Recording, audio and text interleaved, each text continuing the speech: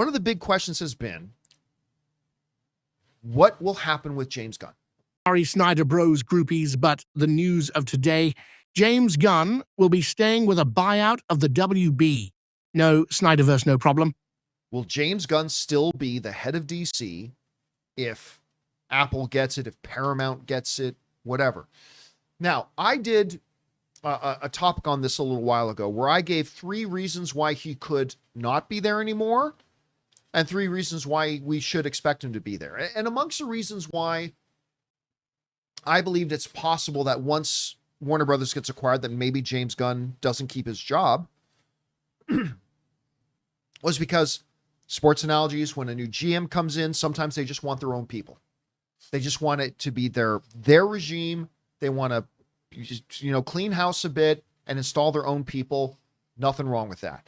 And there are a couple other reasons like that, right? Now, I still, at the end of the day, believed, and we talked about this even just the other day, that whenever Warner Brothers gets bought, James Gunn will still be there because he's one of the reasons you want to buy DC.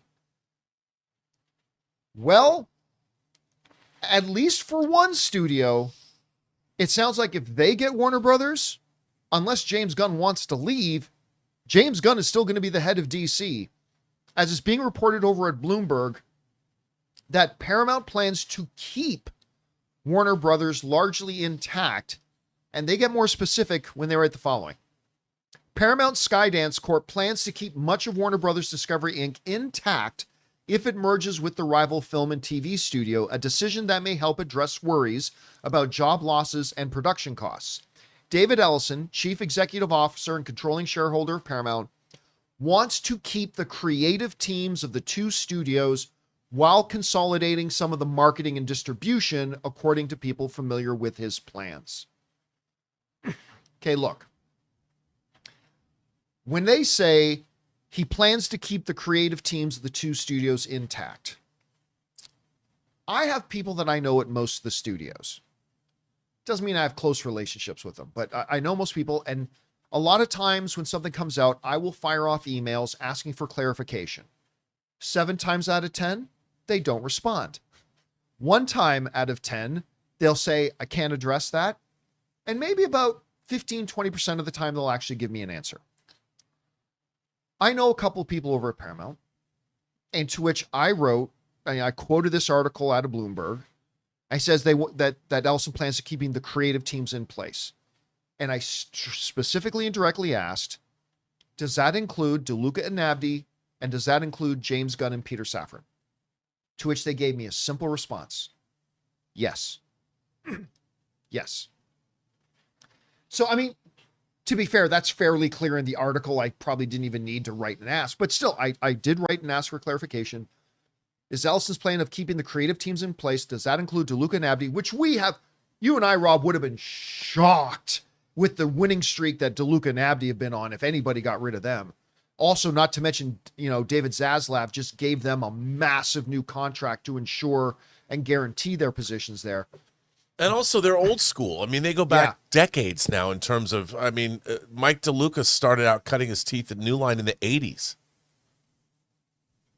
I mean, so they are locked in, and apparently as long as James Gunn wants to stay, him and Peter Safran are going to continue running DC. So there's been this narrative going around online is that, I read on Gus's gas station movie reviews.fart that James Gunn is out. Well, apparently it's not true. James Gunn is going to be the head of DC. And I think this is important. Now, look, while I loved the new Superman, and I loved it. Man of Steel is still my favorite. Henry Cavill is still my boy. But I loved the new Superman, despite the fact that it's not my all-time favorite, but I still loved it. I love Peacemaker, despite the fact that I didn't like the finale. But I love Peacemaker overall. I'm excited to see where they're going. There's still a lot to be seen, right? There's still a lot to be seen. How does Clayface turn out? That's a big swing. Clayface is a big swing. Yeah. How does this Supergirl movie work out? How does Man of Tomorrow work out? How does Lanterns work out? That's important. Honestly, to me, that's the key to all this. If they can make a Lantern show that truly hums and works, I'll feel really good. But even though I think James Gunn and Peter Safran off to a really good start at Paramount, or at Warner Brothers and running DC, I still think there's a lot to be seen. So, but with the start they're off to, and the fact that they seem to have brought back from the dead this decaying, rotting corpse of what was the DC brand on the big screen, we thought it would be very difficult to imagine a studio wanting to start over again or to scrap that, but rather see where it goes. I think it makes sense now that David Ellison is saying, oh, I'm keeping DeLuca and Abdi, and we're keeping James Gunn and Peter Safran. Now, that doesn't mean, Rob, that after Clayface, Supergirl, Man of Tomorrow, Lanterns, and whatever else is coming after that, if some of those things misfire, that's not to say that in 2028, 2029, we may not see Paramount want to change things up and maybe remove James Gunn and Peter Safran at that time.